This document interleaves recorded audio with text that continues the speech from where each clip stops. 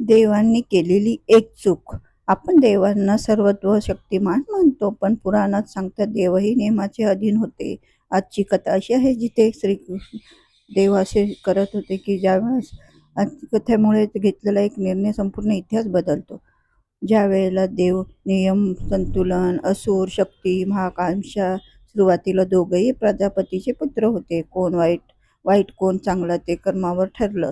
फिर देवांनी सर्व स्वतःवर ठेवला. असुरांना तुच्छ वागणूक, अपमान, अन्याय भेदभाव. त्याच्यानं हिरण्यकश्यप तसे शूर होते. ब्रह्मदेवाकडून वर, पण देवांनी त्यांच्यावर अधिविश्वास शिक्का मारला. देवांनी ऐकून चूक केली की त्यांच्या भक्तीऐवजी माझा अहंकारही मोठा आहे. श्रद्धा शुद्ध भक्तीने देव पाहतो पण थांबतो. त्यावेळेस नरसिंह बलात्कार होत असताना चुळाची चूक लक्षात आले. देवांनी संतुलन बिघडले. नरसिंह अवतार घेऊन त्यांनी नेम सोडून घेतले. उशीर झाले पण अर्धवट न्याय मिळाले नरसिंह अवताराने. मग अमृत मंथन झाले. अमृतासारखे देव दानव एकत्र आले. देवांनी पण मोहिनीचे अवतार घेऊन अमृत फसवणुकीचे घेतले. हीच सर्वात मोठी चूक.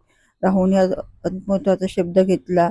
सूर्यचंद्राने चांगुली केली. विष्णूने मस्तक छेदलं, पण अमृताचा परिणाम राहू केतूवर अमर झाले. ग्रहण देवाच्या चुकीचा परिणाम. सूर्य आजही ग्रस्त आहे. मानव आजही भोगतो. सत्यघटना आजही ग्रहण करतात. जेव्हा दोन्ही नियम मोडतात तेव्हा अर्धत न वाढते. कलियुगाची बीज रोवली गेली.